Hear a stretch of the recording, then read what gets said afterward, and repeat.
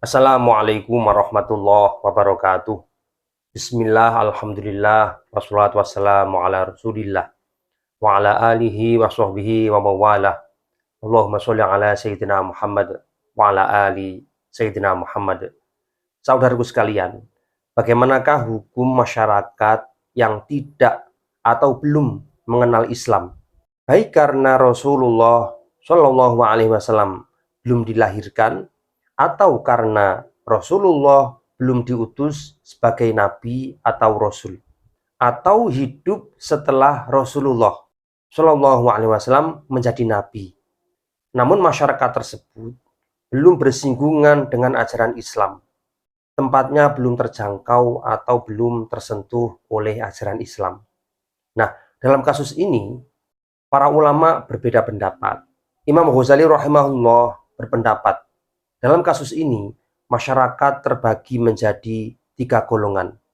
Yang pertama, orang yang sama sekali tidak atau belum mengenal Islam dari sarana apapun, maka mereka adalah umat yang selamat atau tidak mendapatkan dosa, karena memang benar-benar belum mengenal Islam dan belum pernah mendengarkan Islam.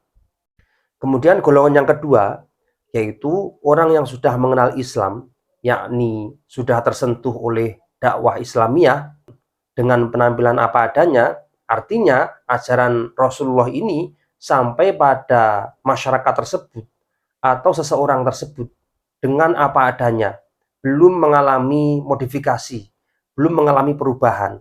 Tapi sayangnya orang tersebut enggan untuk menerima ajaran Islam, baik dikarenakan kesombongan atau karena menentang dengan ajaran Islam yang telah datang.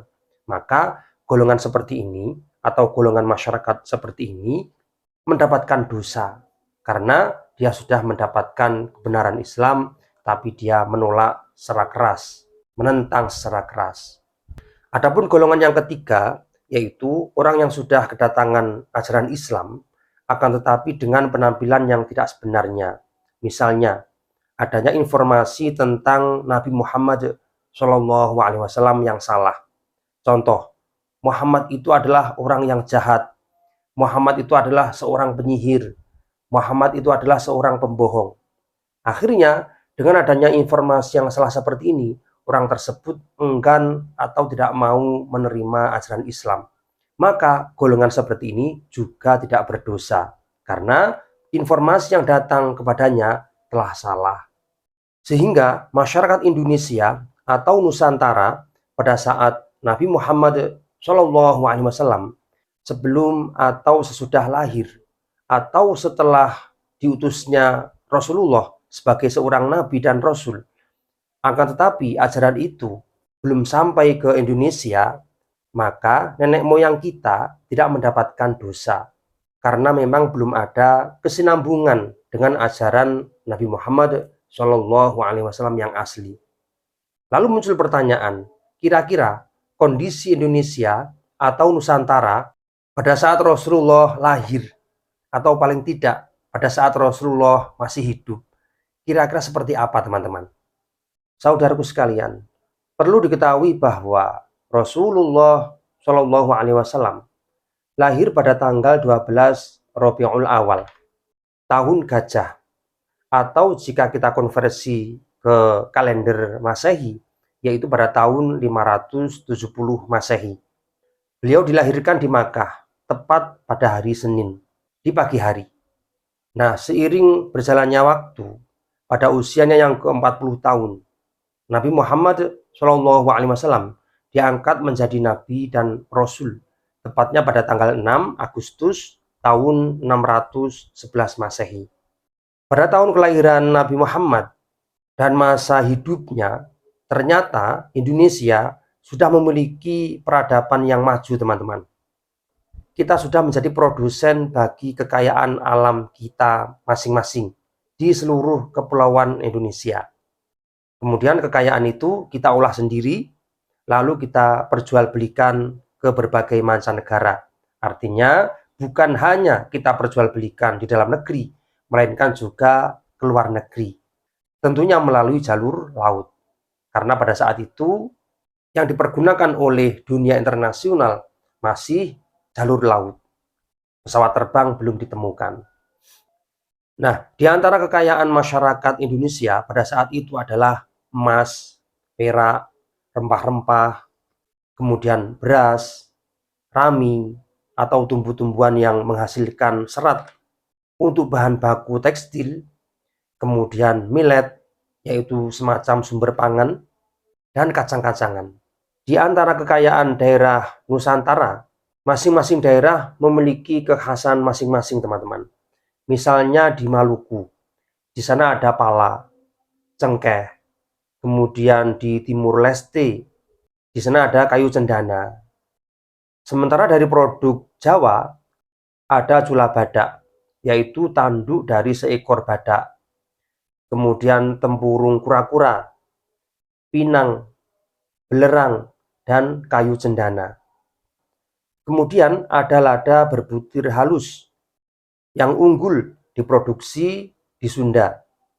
Selain itu ada juga kapur barus, kemudian rotan, damar, dan timah.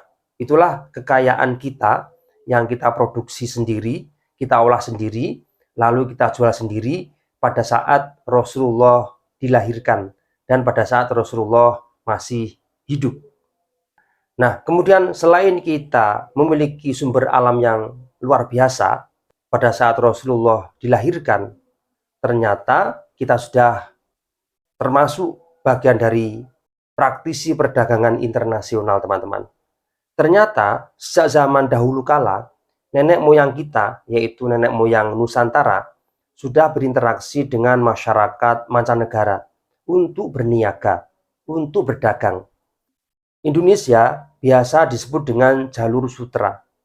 Istilah ini digunakan untuk sebutan jalur transportasi dan perdagangan kuno, tentunya melalui via laut. Bahkan sejak Rasulullah SAW sebelum dilahirkan, masyarakat Nusantara sudah biasa berinteraksi dengan orang-orang India, kemudian orang-orang Asia Tengah, Jazirah Arabia, kemudian orang-orang Syam, sampai ke Mesir. Selain itu juga, masyarakat Nusantara juga biasa berinteraksi dengan orang-orang Asia secara keseluruhan. Kemudian dengan orang-orang Afrika dan orang-orang Eropa. Artinya kita sudah terbuka sejak zaman dahulu kala, teman-teman. Sudah terbiasa bertukar peradaban dengan budaya lain. Karena jalur sutra ini menghubungkan antara Cina di ujung timur dan hingga ke Eropa dan Afrika.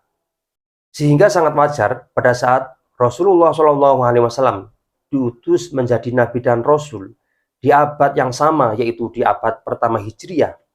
Islam sudah masuk ke wilayah-wilayah jalur sutra tersebut, termasuk Indonesia. Karena salah satu metode penyebaran Islam di dunia yaitu melalui jalur perdagangan. Praktisi pendakwahnya yaitu para pedagang. Para pedagang muslim dari Arab, selain berjualan dan tengkulak barang, di sela-sela itu mereka memperkenalkan Islam di setiap tempat yang mereka singgahi. Sehingga Islam lebih cepat berkembang, lebih cepat menyebar di seluruh penjuru dunia, termasuk di Nusantara atau di Indonesia pada saat itu. Nah, lalu seperti apa di era Rasulullah SAW sistem pemerintahan di Nusantara ini? Ternyata di zaman kuno itu, Indonesia sudah memiliki sistem pemerintahan, walaupun masih berbentuk kerajaan-kerajaan kecil dan belum bersatu menjadi satu kedaulatan seperti saat ini. Yang pertama, ada Kerajaan Tarumanegara. Kerajaan ini berada di Sunda, Jawa Barat, yang berdiri pada tahun 358 Masehi dan runtuh pada tahun 669 Masehi. Sedangkan Raja Tarumanegara pada masa Nabi Muhammad SAW adalah Kertawarman, tepatnya pada tahun 628 sampai 650 Masehi. Yang mana pada tahun 632 Masehi Rasulullah SAW wafat. Artinya kerajaan Tarumanegara ini semasa dengan Rasulullah. Kemudian selain Tarumanegara, ada Kerajaan Kutai. Sebenarnya di sini ada dua nama Kerajaan Kutai yang memiliki kemiripan, teman-teman. Yang pertama ada Kerajaan Kutai Martadipura yang berdiri pada tahun 399 Masehi dan tumbang atau runtuh pada tahun 1635 Masehi. Kerajaan ini bercorak Hindu. Kemudian yang kedua ada Kesultanan Kutai Kartanegara, yaitu yang berdiri pada tahun 1300 Masehi sampai hari ini. Dan kerajaan ini sudah bercorak Islam. Nah, kerajaan yang semasa dengan Nabi Muhammad SAW adalah Kerajaan Kutai yang pertama, yaitu Kutai Martadipura. Kerajaan Kutai yang pertama ini ada di daerah Kutai, Kalimantan Timur. Ini dibuktikan dengan adanya prasasti yang ditemukan di daerah Kabupaten Kutai Kartanegara, Kalimantan Timur. Sebenarnya, Kerajaan Kutai Kartanegara ini bagian dari kerajaan tertua di Nusantara, teman-teman. Namun sayangnya, data yang berkaitan dengan Kerajaan Kutai ini sangat sulit dilacak sampai hari ini. Sangat sulit ditemukan sampai hari ini. Oleh karena itu, kita belum bisa memastikan nama Raja Kutai yang hidup sezaman dengan Nabi Muhammad SAW. Yang jelas, Kutai jauh lebih tua daripada Rasulullah. Kemudian berikutnya ada Kerajaan Kalijangga. Kerajaan ini berada di sekitar Pekalongan atau Jepara, Jawa Tengah, yang didirikan sekitar abad 5 Masehi dan runtuh di abad ke-7 Masehi. Melacak kejayaan Kerajaan Kalijangga ini butuh riset lebih lanjut, teman-teman. Mengapa? Karena informasi seputar Kalijangga hingga saat ini masih sangat minim. Karena prasasti yang bisa ditemukan juga sangat minim, teman-teman. Sehingga informasi tentang Kerajaan Kalijangga ini juga masih sangat minim. Ada salah satu sumber menyebutkan bahwa kerajaan ini terletak di Laut Selatan, di timur Sumatera, di barat Bali. Sebelah selatan Kalijangga adalah Laut Selatan, dan sebelah utara mengarah ke Kamboja. Tanah Kalijangga menghasilkan kulit penyu, kemudian emas, perak, cula badak, dan gading. Kerajaan Kalijangga adalah negara yang sangat kaya raya, teman-teman. Mereka sudah berperadaban maju, mengenal surat menyurat, dan sudah mengenal ilmu astronomi. Mereka membuat anggur dari bunga gantung dari pohon kakao. Walaupun ini memabukkan, tapi kreativitas itu sudah ditemukan oleh masyarakat Kerajaan Kalijangga tempo dulu. Mereka memiliki dipan dari gading dan tikar dari kulit luar bambu. Mereka membuat benteng dari kayu dan rumah-rumah mereka ditutup dengan bunga atau daun palem. Kemudian berikutnya ada Kerajaan Sriwijaya. Kerajaan ini diperkirakan berdiri sekitar 18 tahun setelah Rasulullah SAW wafat, yaitu sekitar tahun 650 Masehi. Tepatnya di dalam khilafah Islamiyah dipimpin oleh Sayyidina Utsman bin Affan radhiyallahu anhu. Kerajaan Sriwijaya adalah pusat penting bagi agama Buddha, terhitung mulai abad ke-7 sampai ke-12 Masehi. Kerajaan ini pada saat itu mendominasi sebagian besar Kepulauan Melayu, teman-teman. Walaupun berdirinya Kerajaan Sriwijaya setelah wafatnya Rasulullah, namun karena kurun waktunya masih berdekatan, maka kita masukkan ke dalam nominasi sezaman dengan Rasulullah SAW. Artinya kita itu ingin mengetahui peradaban Nusantara atau peradaban Indonesia pada saat Rasulullah menjelang lahir, kemudian pada saat dilahirkan, sampai beliau diutus sebagai Nabi dan Rasul. Lalu kita bandingkan dengan peradaban yang ada di Arab. Ternyata peradaban nasional atau peradaban Indonesia pada saat itu jauh lebih maju dibandingkan dengan peradaban di Arab yang sezaman dengan Rasulullah SAW. Saudaraku sekalian, Berkaitan dengan keyakinan masyarakat Nusantara atau masyarakat Indonesia di era Rasulullah Shallallahu Alaihi Wasallam, yaitu memiliki ragam kepercayaan. Sebagian menganut faham kapitayan, yaitu agama kuno yang menganut faham monoteisme, yaitu percaya kepada satu Tuhan. Kemudian sebagian yang lain menganut faham animisme, yaitu menyembah roh-roh leluhur, yaitu roh nenek moyang yang sudah meninggal dunia, kemudian mereka sembah. Lalu sebagian menganut faham dinamisme, atau menyembah benda-benda yang dianggap suci, misalkan gunung, sungai, pohon, batu-batuan besar, dan sejenisnya. Dan sebagian besar yang lain menganut faham Hindu dan Buddha. Walaupun mereka berbeda-beda keyakinan, tapi sebetulnya masih satu rumpun. Cara peribadatannya memiliki kemiripan antara satu keyakinan dengan keyakinan yang lain. Karena ini bagian dari agama kuno, teman-teman. Di mana ritual keagamaannya selalu menggunakan sesaji atau mempersembahkan sesuatu di tempat khusus. Nah, itulah fakta negara Indonesia atau Nusantara di zaman Nabi Muhammad Shallallahu Alaihi Wasallam dengan beragam kelebihan dan kekayaan.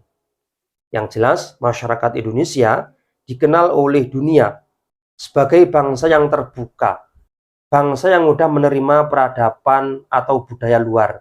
Dan tentunya masyarakat Nusantara pada saat itu dikenal oleh dunia, yaitu masyarakat yang ahli dalam berdagang, ahli dalam berniaga. Semoga Indonesia tetap jaya sampai kapanpun. Semoga bermanfaat. Assalamualaikum warahmatullahi wabarakatuh.